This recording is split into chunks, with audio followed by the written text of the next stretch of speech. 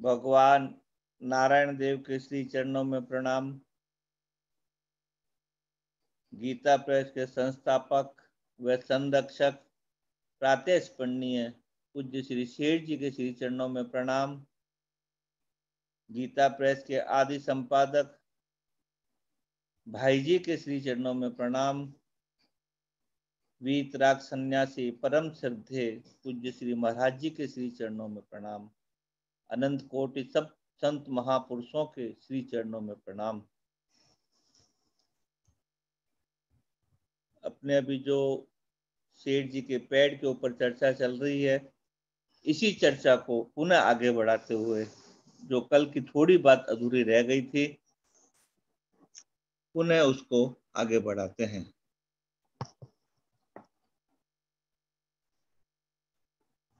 कल प्रेम की बात चल रही थी। शेठ जी प्रेम के विषय में बता रहे थे कि ध्यान अवस्था में एकांत में किस तरह का भाव रखना चाहिए। ऐसा हो जाए इस प्रकार से भगवान को मुग्ध करके भगवान की प्रसन्नता से खुश होता रहे।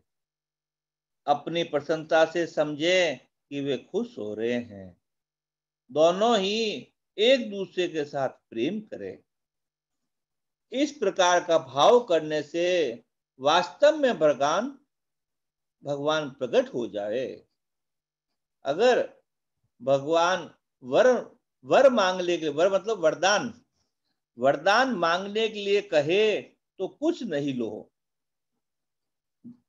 विशेषता से कहे तो भगवान से क्या मांगना। सेठ जी बता रहे हैं, देखो बहुत शायद ये उनकी खुद की बात ही है कि भगवान अगर वर मांगने के लिए कहे तो कुछ नहीं लेवे, विशेषता से कहे तो सबका उद्धार हो जाए, यही मांगना चाहिए। सबका उद्धार हो जाए यही मांगना चाहिए। यदि वो कह दे यह नहीं हो सकता तो कहना चाहिए कि नाथ आप तो असंभव को भी संभव कर सकते हैं। यदि आप समर्थ नहीं हो तो फिर दातारी भी क्यों करते हो। दातारी मतलब दातारी दान का ही शब्द है, पुराना मारवाड़ी। क्या बस आप तो समर्थ को असंभव को भी संभव कर सकते हो, तो यदि समर्थ नहीं होते तो दातारी क्यों करते हो। ये सुना है कि घटना पूज्य श्री सेठ जी की है, ऐसा सुना है। कई सत्संगी भाइयों से पूछा पर कोई ऐसा तो नहीं कंफर्म कर पाया, लेकिन सुना है कि प्रसंग सेठ जी का ही है। और हमारे जो भाई बहन सुन रहे हैं लगभग सबको प्रसंग पता ही है। जिस समय भगवान से मिलना होता है, जिस समय भगवान से मिलना होता है, वही प्रेम से भगवान के चिपट जाता है। ऐसे ही भगवान के दर्शन से भी समझें कि वे प्रेम की मूर्ति है। वाणी बोले तो समझो मानो अद्भुत रस उनकी वाणी में है। ऐसा ध्यान अवस्था में दर्शन होने से भाव से प्रतीत हो तो प्रत्यक्ष दर्शन भी हो जावे है। अब निराकार की उपासना की बात करें। यह बताया जाता है कि वह चेतना सब जगह परिपूर्ण हो रही है। उसमें सब संसार डूबा हुआ है, नीचे ऊपर सब जगह आनंद ही आनंद है। आकाश जैसे सब जगह स्थिर है, अनंत है, इससे भी बढ़कर भगवान अनंत है। वे नित्य है, चेतन है, आनंद रूप है। ऐसे भगवान के रूप में तन्मय हो जाएं। प्रत्यक्ष में भगवान परिपूर्ण हो रहे हैं, कैसी बोध शक्ति है। भगवान आनंद में है, भगवान अनंत है, नित्य है और सत्य है। वे सम है, पूर्ण आनंद रूप है, शांति परिपूर्ण है। इस प्रकार उनके ध्यान में ऐसा भाव हो जाए कि शरीर को भी भुला दे, परमात्मा के सिवाय किसी का चिंतन न करे। उससे अपने को चाहे भिन्न देखे चाहे अभिन्न कैसे भी देखो। ऐसी स्थिति में अलौकिक शांति हो जाती है। लौकिक आनंद से वह विलक्षण है। इस प्रकार एकांत में बैठकर समय बितावे तो बहुत ज्यादा लाभ हो जावे है।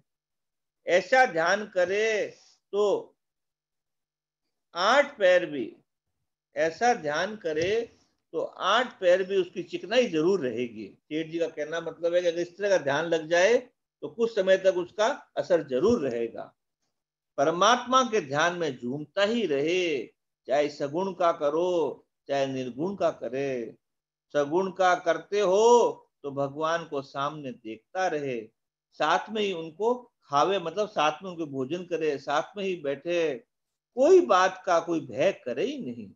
ध्यान में मस्त रहे तो फिर क्या बात का डर है। ब्रह्म को प्राप्त हुए पुरुष की एक सी स्थिति रहती है।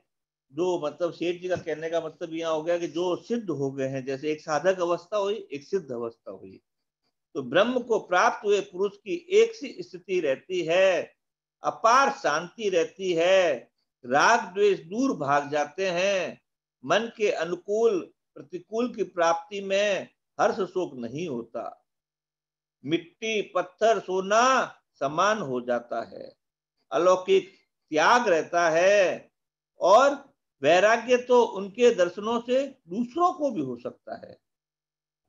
सेठ जी ने सिद्ध भक्तों की एक स्थिति का थोड़ा सा वर्णन किया है कि ब्रह्म को प्राप्त हुए पुरुष की एक सी स्थिति रहती है, अपार शांति रहती है, राग द्वेष दूर भाग जाते हैं, मन के अनुकूल प्रतिकूल की प्राप्ति में हर्ष शोक नहीं होता, मिट्टी पत्थर सोना समान होते हैं, अलौकिक त्याग रहता है, वैराग्य तो उनके दर्शनों से दूर हो जाता है।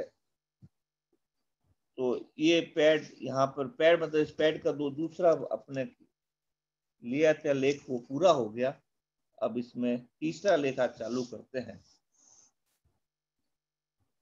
भाद्वा शुद्धि 13 वार मंगलवार सुबह है, बाकुड़ा में है सेठ जी, और तारीख है 26/9/49।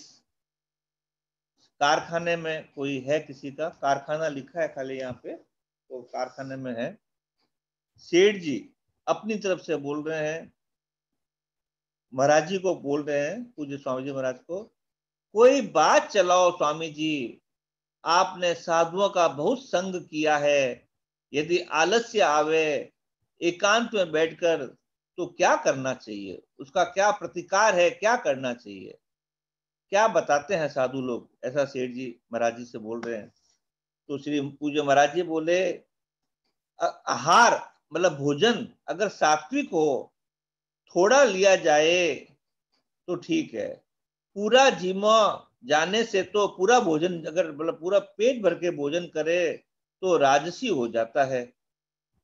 साधु आश्रम में आहार की स्वतंत्रता नहीं है, इससे विशेष आलस्य आता है, निद्रा का दोष, अजीर्ण का दोष, परिश्रम का दोष अधिक ये दोष है। पुनः सेठ जी ने कहा, तो आलस्य के निराकरण के लिए क्या उपाय बताया है, बताते हैं स्वामी जी महाराज। सीधे आसन से बैठना बताते हैं, विशेष तो क्या कहा जाए, इस और विशेष लक्ष्य ही नहीं है। तो सेठ जी तो ये किससे उद्धार मानते हैं स्वामी जी महाराज? उन्हें बोले कि उद्धार की बात तो कम ही करते हैं, विद्या पढ़ाई की विशेष चेष्टा रहती है, बहुत कमती साधु भजन स्मरण की रुचि रखते हैं, उनके सामने ऐसा आदर्श भी नहीं मालूम पड़ता जिससे उनकी रुचि बढ़े, वेदांत का विशेष विचार करते हैं। तो पूज्य सेठ जी बोले कि साधु लोग दिन में सोते हैं, ये आदत है, ये मुहावरा तो खोटा ही है। ज्ञान के साधन वालों को यह अभ्यास अच्छा मालूम होता है, जो भी मन इंद्रियों से प्रतीत होता है। अब सेठ जी अपनी तरफ से बता रहे हैं कि ज्ञान के साधन वालों को यह अभ्यास अच्छा मालूम होता है, जो भी मन इंद्रियों से प्रतीत होता है तो परमात्मा ही है। यह विशेष उपाय है। इस प्रकार वासुदेव सर्वमिति हो जाए तो विक्षेप का दोष का नाश हो जाए कि जो चाहे जो आवे सब परमात्मा है। मंगलनाथ जी महाराज ने यही बताया था कि मैंने पूछा था कि विक्षेप को हटाने के लिए क्या उपाय है। उन्होंने कहा कि विक्षेप को मानते ही क्यों हो, सब परमात्मा है। मंगलनाथ जी महाराज एक बहुत संत हुए, बहुत बड़े, इधर शीशम झाड़ी में ऐसा सुना है कि रहते थे। तो सेठ जी जब वो चूरू आए तो सेठ जी उनके दर्शन करने गए। तो मंगलनाथ जी महाराज को देख के सेठ जी को बहुत लगा, उनकी जो मुद्रा थी वैराग्य की, सेठ जी को वो मुद्रा बहुत अच्छी लगी कि वैराग्य हो तो ऐसा हो। उन्होंने ऐसे विधिवत गुरु तो नहीं बनाया था मंगलनाथ जी को, पर सुना है कि मंगलनाथ जी को वो अपने गुरु तुल्य ही मानते थे। और अभी गीता भवन में जो सामने ऋषिकेश में अपनी गौशाला है, उसमें स्वामी मंगलनाथ जी के नाम से वो गौशाला है। तो यहाँ ये मंगलनाथ जी की बात आई।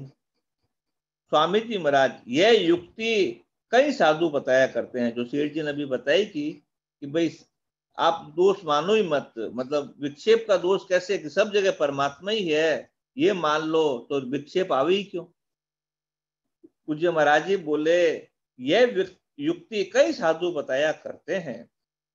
सेठ जी बोले यह युक्ति संगत लगी, मतलब ठीक लगी, शास्त्र युक्ति है। गीता भी कहती है वासुदेव सर्वमिति। पीछे यही धारणा बन जाती है जो कुछ है ब्रह्मी है। ज्ञान मार्ग वालों के लिए उत्तम है और भक्ति मार्ग वालों के लिए भी यही बात है। भक्ति मार्ग वालों के लिए ये बात आई, सो अनन्य जाके असमति न तरई हनुमंत, मैं सेवक सचराचर रूप राशि भगवंत। आत्मा मन बुद्धि नहीं है, इनके संबंध का विच्छेद ही कर दो। मुझे मन की चंचलता के लिए सबसे बढ़कर वैराग्य लगता है। वैराग्य से उपरामता हो जाए, पीछे आप ही मन वश में हो जाए। भक्ति अवस्था में संसार से राग हटाकर परमात्मा से राग करो, उन पर अपने आप को निछावर कर दो, एक प्रेम में तन्मय हो जाए, यह वैराग्य से हुए। भोगों में दोष दृष्टि करनी चाहिए, यह वैराग्य का प्रधान सूत्र है। जो भोग है उसको दोष दृष्टि का मतलब उसका है कि उसको अच्छा नहीं समझे, ये अच्छे नहीं है। दूसरा, मन में जोश लाकर वृत्तियों को स्वभाव से हटा लेवे, ये भी अच्छी युक्ति है कि जिसे जो मन में ऐसा रखें कि जहां भोग हो वहां से वृत्तियों को ही हटा लेवे। इससे भी बहुत मदद मिलती है।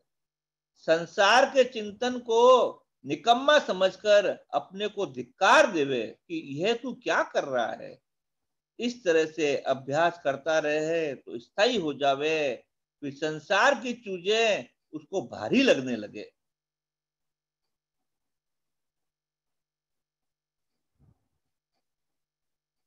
संसार का चिंतन आवे तो उसको अखरने लग जावे, उसकी इस तरह की बुद्धि हो जावे।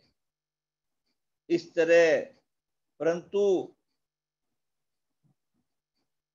इस तरह से अगर बुद्धि रख ले तो ध्यान में मदद मिल जाए, उपरामता हो जाए। किसी प्रकार हो संसार से विरक्त बनना चाहिए।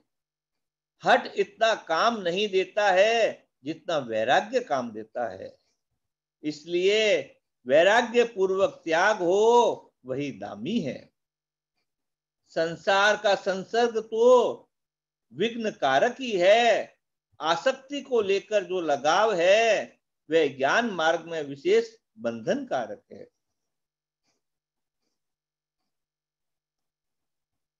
ज्ञान के सिद्धांत में कर्मों की बाहुलता की गुंजाइश कमती गुंजाइश है। मतलब सेठ जी कह रहे हैं जो ज्ञान के सिद्धांत है उसके हिसाब से ज्यादा उसको कर्म के प्रपंच में कम पड़े। उसमें तो एकांत में रहना, भजन ध्यान विवेचन की ही बात है। संग्रह का, आसक्ति का, सबका त्याग हो, वैराग्य का ही आश्रय रखे। भक्ति मार्ग वालों के लिए यह बात है कि सब कर्म करता हुआ भी वो मेरी कृपा से, ऐसा भगवान बोल रहे हैं, शाश्वत शांति को प्रेम हो जाता है। भक्ति की दृष्टि से दूसरी बात है, ज्ञान की दृष्टि से दूसरी बात है। दोनों में ही एक एक दोष है। जो कर्मों को स्वरूप से त्यागता है उसका गुण तो यह है कि विरक्ति में मदद है। इसमें कहने का मतलब ज्ञान के ऐसा है कि जो कर्मों को स्वरूप से त्याग देता है तो गुण तो है कि विरक्ति में वो मदद करती है, वो तो स्वरूप को त्याग, कर्म करना ही नहीं है। दोष यह है कि क्रिया के त्याग करने से उसमें आलस्यपन आ जाता है, मतलब वो आलसी हो जाता है। सावधान आदमी को इससे सावधान रहना चाहिए। क्रिया वाले के बीच में यह दोष आता है कि संग के कारण उसको, अगर वो क्रिया करेगा तो ये दोष भी आ सकता है कि वो उसमें अहम की सत्ता आ जाती है, उसमें राग हो जाता है। मैंने वर्षों तक इसको आजमाइश करके इसका सार निकाल कर यह तय किया है। अपने कई आदमियों में युक्त आहार, युक्त शयन तो मिल जाता है, युक्त साधन, युक्त कर्मों की चेष्टा, युक्त साधन और युक्त कर्मों की चेष्टा, यह दो नहीं मिलती है। सेठ जी अपने सत्संगों के लिए बोल रहे हैं कि सत्संगों का बाहरी स्वरूप तो बन गया कि उनका आहार भी अच्छा है, शयन भी ठीक है, लेकिन साधन और कर्म ये दोनों पूरे पूरे अभी नहीं मिल रहे हैं। हमारा तो ऐसा ही स्वभाव है, अपने लिए बोल रहे हैं हम सेठ जी, कि हमारा तो ऐसा ही स्वभाव है, निकम्मा रहने की आदत मेरी नहीं है। 10 मिनट भी निकम्मा नहीं रहता हूं, चाहे तो चिट्ठी बांच लो, चाहे कोई सत्संग की बात ही लिख दो, इस तरह कुछ ना कुछ करता रहे। सत्संग चाहे 10-12 घंटा करो तो स्वभाव इस तरह का बन जाए। जब ऋषिकेश में रहते हैं तो मन में आता है कि अब यहीं रहो, फिर प्रारब्ध यहाँ ले आता है कि गीता प्रेस का काम है, अमुक काम है, ऐसा मन काम लाकर खड़ा कर देता है। पर विचार की दृष्टि से देखो तो ऋषिकेश में रहकर ही समय बिताना ठीक मालूम पड़ता है। सेठ जी अब प्रश्न कर रहे हैं, कोई लिखा है, पंडित जी लिखा है, तो यहाँ पंडित जी से ऐसा लगता है कि एक संत हुए हैं अखंडानंद जी सरस्वती।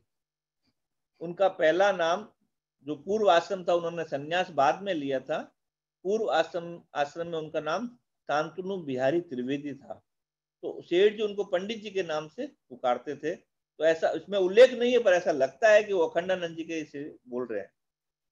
सेठ जी बोल रहे हैं, पंडित जी आप एक बात बताइए कि ये विक्षेप आलस के लिए सबसे बढ़कर इसका क्या उपाय है? आपने साधुओं का 40 वर्ष तक संग किया है, फिरना हुआ उनके साथ में। पंडित जी बोले, फिरना तो बहुत हुआ है पर सुनी किसी की भी नहीं। सेठ जी, मानी नहीं होगी, सुनी तो होगी जी। पंडित जी वापस बोले, प्रधान तो भय और प्रेम भी बताते हैं। सेठ जी, साधन करने वाले को क्या करना चाहिए, प्रेम होने के लिए क्या करें?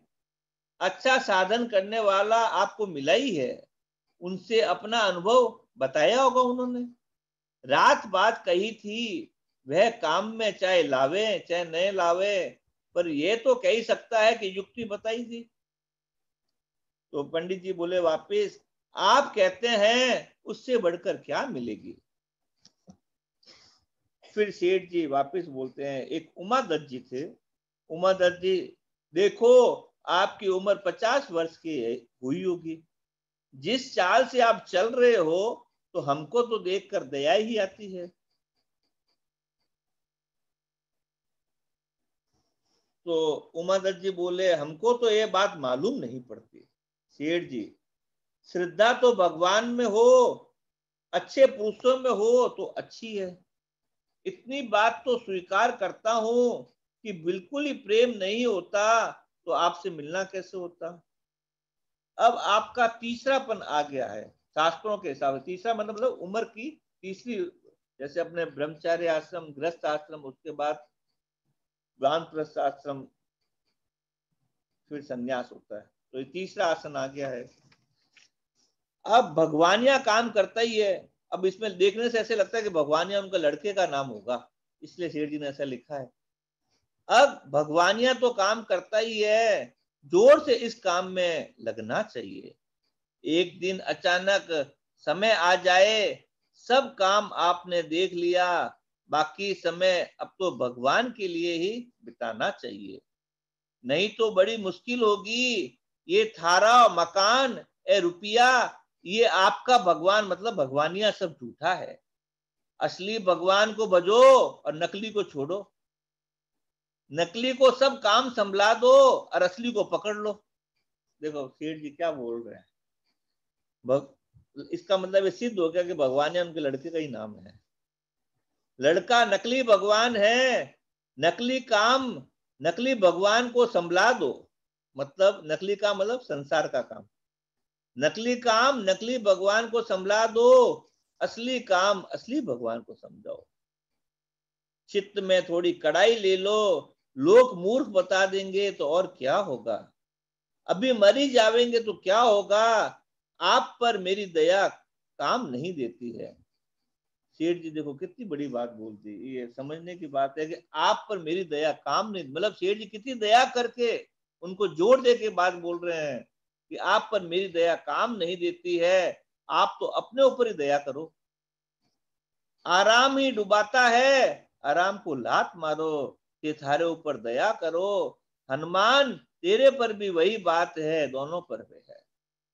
अब इसमें हनुमान जो है, ये हनुमान जी प्रसाद जी पोदार नहीं है, ऐसा लगता है हनुमान बख्श जी होने चाहिए, जो सेठ जी के मित्र थे बचपन के। अब हनुमान दास जी बोल रहे हैं, अब आपके पास आ गए हैं, आप कहो वैसा ही करेंगे। तो सेठ जी बोले, शरीर से आया है पर क्या होगा, करने से होगा काम तो। हनुमान बोले, अब कहो वैसा ही करेंगे, मन तो मान नहीं सकते हैं।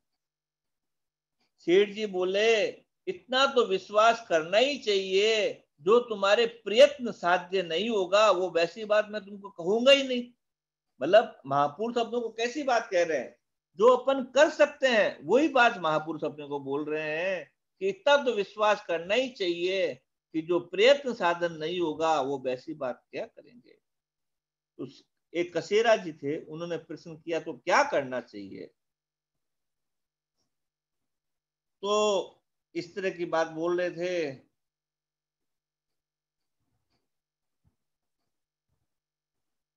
कसेरा जी बोले, सेठ जी बोले कि बहुत संयम से जीवन अपना रखना चाहिए, जीवन में बहुत संयम होना चाहिए। भगवान का स्मरण करना चाहे, संसार का नहीं। यदि संसार का होता हो तो सब जगह भगवान को ही देखे, वासुदेव सर्वम।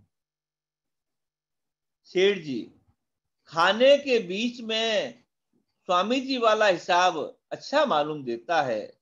जो कुछ घाल दो सो ही खा ले, एक में मिलाकर। जैसे पूज्य महाराज जी खप्पर रखते थे, तो जो कुछ मिलता था उस खप्पर में डाल के एक साथ में मिलाकर खाते थे। घर वालों को उद्योग हो तो यह कर लो कि भाई संख्या में दो से ज्यादा नहीं खावेंगे। क्या खाएंगे संख्या में, कि भाई दाल चूरमा खा लो, दाल भात खा लो, पूड़ी साग खा लो, एक लगाने की और एक खाने की, बस इतना ही चाहिए। दूध का अभ्यास हो तो दूध ठीक है। जो रसोई में तैयार हो बढ़िया से बढ़िया, चाहे खाने खा ले, दो ही है। जो मतलब जो रसोई में तैयार हो बढ़िया से बढ़िया, चाहे खा ले पर खावे दो ही। यह हट से आसक्ति का त्याग है, ये हट है पर आसक्ति का त्याग है, ये मदद करती है। असली तो यह है कि चाहे दो खावे चाहे पांच, आसक्ति नहीं होनी चाहिए। आदर्श मानो तो पंडित जी का मानना चाहिए, इनका आदर्श ऊंचा है। जो चीज जैसी हो वही लेने की चेष्टा करते हैं, चीनी लेते ही नहीं। आदर्श सब बात का दिया, अब करना ना करना तो थारे सहारे की बात है। मतलब अब तुम करना ना करना तो तुमको करना है, मैंने तो सब बात कह दी। वैराग्य की मात्रा की जरूरत है, उसमें सब बात हल हो जाएगी। वैराग्य होने से साधन भी तेज हो जाएगा, खाने पीने का, स्त्रियों के संबंधी काम उसी में हल हो जाएगा। भगवान को अर्पण सब कर दे, खूब वैराग्य से रहे। अब भी भगवान की शरण होकर उनको प्राप्त हो जाए तो आज तक के सब दोष स्वाहा। और तेरा मेरा, तेरा बहुत मार्के की बहुत बात कह रहे हैं। अब भी भगवान की शरण होकर उनको प्राप्त हो जाए तो आज तक के सब दोष स्वाहा। यहां तक तो एक बात हो गई। अब बोल रहे हैं कि तेरा और हमारा सब अपेक्ष आक्षेप दूर हो जाए। मतलब तेरा तो हो गई, तेरा होने से मेरा दूर हो जाएगा, कहने का मतलब सेठ जी का, कि क्योंकि अब सेठ जी के सत्संगी है तो सेठ जी तो इसलिए उनको ऐसा लगता है कि तू करेगा तो मेरा भी दूर हो जाएगा, तेरा और मेरा सब आक्षेप दूर हो जाए। शुरू के हमारे संग में 5-6 आदमी थे और फिर बढ़ गए, लेकिन 100 हुए, फिर 60 हो गए, आधा तो मर गए। 2 तो धानुका था, धानुका थे कोई 2, फिर केदारनाथ जी थे, बद्रीदास जी थे, एक नानू राम जी थे। नानू राम जी धर्म भायला था। 3 बचे हैं खाली, एक बद्रू, बद्रू मतलब बद्रीदास जी, एक तू जिसको सेठ जी संबोधित कर रहे हैं, एक झाबर सिंगानिया, छोटी अवस्था के भायला है। बद्रू तो 20 वर्ष की उम्र का है पर आगे नहीं बढ़े। 100 के तो 60 हो गया, आधा नट गया। मतलब सेठ जी का कहने का क्या मतलब है इसमें कि 100 थे तो समझ लो 60 तो हो गए, 60 ऐसे हो गए मर गए, और आधा नट गया। वह नहीं, मतलब आधे कुछ करना ही नहीं चाहते हैं, तो वह नहीं होना चाहिए। जोश के साथ काम करना चाहिए। हनुमान तो धर्म बायला बनेड़ा है, वे बने हुए हैं। अपने उस अवस्था का ख्याल करो। हमारी सब रकम की अवस्था हुई है, विषया शक्ति की, उपरामता की, वैराग्य की, सब रकम की हुई है। युवा अवस्था में श्रृंगार रस की भी आसक्ति हुई, खूब हुई है। दूसरी स्त्री को माँ बेटी को समझते हुए मानसिक दोष भी घट जाता। सूर्य की उपासना करता था तो उसमें, अब अपने लिए बोल रहे हैं सेठ जी, कि सूर्य की उपासना करता था तो उसमें ये भय रहता था कि भस्म हो जाएंगे अगर मैं किसी को, बाई बेटी को पराई स्त्री से देख लिया तो, उसमें कुबुद्धि डाल दी तो। विचार से भय होता, कोई समय वैराग्य अवस्था रहती। हंसी मजाक का स्वभाव तो बालकपन से ही नहीं था। दृष्टि दोष तथा मानसिक दोष दोनों घट जाएंगे। हट से स्त्री का दर्शन नहीं करता, इतना कंट्रोल कर लिया कि स्त्री दिखती ही नहीं। सेठ जी अपने लिए कह रहे हैं। पहले नियम किया कि स्त्री का मुंह नहीं देखना, तो कभी मां का भी मुंह नहीं देखता। बहन आवे तो उसको भी नहीं देखता और उनको पहचानता भी नहीं था। फिर वक्षस्थल की तरफ दृष्टि चली जाती तो सोचता था ये तो मात्र भाव थोड़ा ही है। इस दृष्टि में भी घृणा होती, विचार होता तो इसको नहीं देखना। फिर हृदय दिखता तो उसमें भी पाप वृद्धि हो जाती। फिर हृदय भी नहीं देखता और चरणों में नमस्कार कर देना। चरण देखता नहीं तब भी दिख जाता, फिर भी पाप बुद्धि हो जाती, कि चरणों में भी पाप बुद्धि हो जाती है कि ये गोरी और ये काली है। इसलिए संपूर्ण का ही त्याग कर दिया। फिर चित्र देखना भी बंद कर दिया। इससे इतनी उपरामता हुई कि जगत जननी माता है उसकी तरफ भी दृष्टि नहीं जाती। अब सेठ जी का वैराग्य देखिए। इसलिए संपूर्ण का त्याग कर दिया, फिर चित्र देखना भी बंद कर दिया। इससे इतनी उपरामता हुई कि जगत जननी माता है उसकी तरफ भी दृष्टि नहीं जाती है। हमें स्त्री के साथ की उपासना यह सब अच्छा नहीं लगता है। सेठ जी का इस तरह का था कि वो एकल उपासना करते थे। स्त्री के साथ मतलब जैसे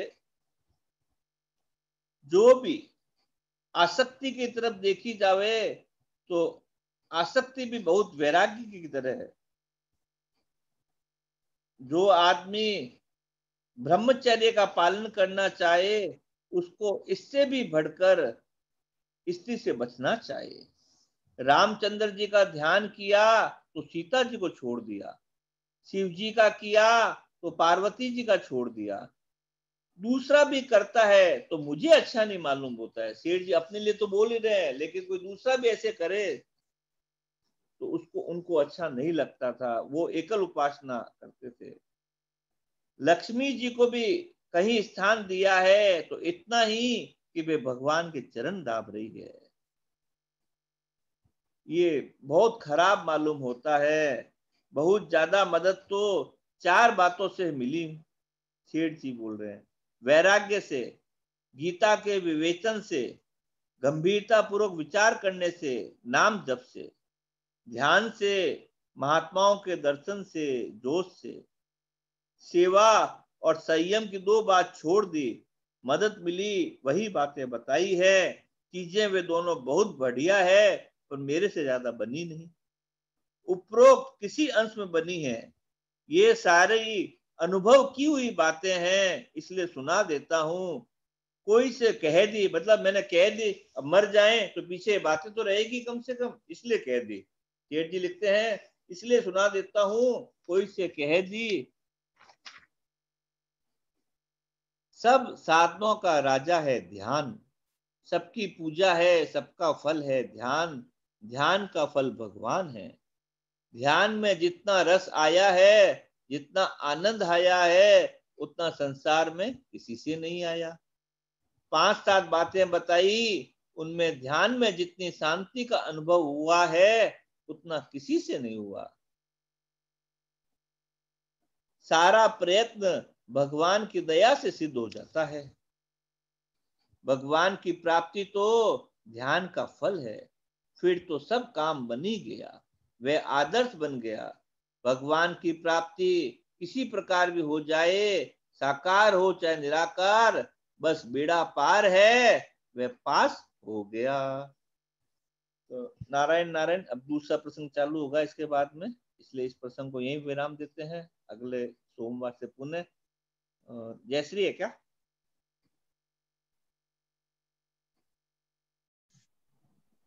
राम जी को राख भरोसो भाई। राम जी को राख भरोसो भाई, राम जी को राख भरोसो भाई, जे तू राखे राम भरोसो, जे तू राखे राम भरोसो, कमी नहीं राखे काई, वे कमी नहीं राखे काई, राम जी को राख भरोसो भाई, कीड़ी को कण देत रामैयो, कीड़ी को कण देत रामैयो, हाथी मण भर खाई, मेरे राम हाथी मण भर खाई, अनड़ पंख आकाश उड़त है, अनड़ पंख आकाश उड़त है, ताको चूर्ण चुगाई, ताको चूर्ण चुगाई, राम जी को राख भरोसो भाई, राम जी को राख भरोसो भाई, अजगर उड़तन चलत धरनी पर, अजगर उड़तन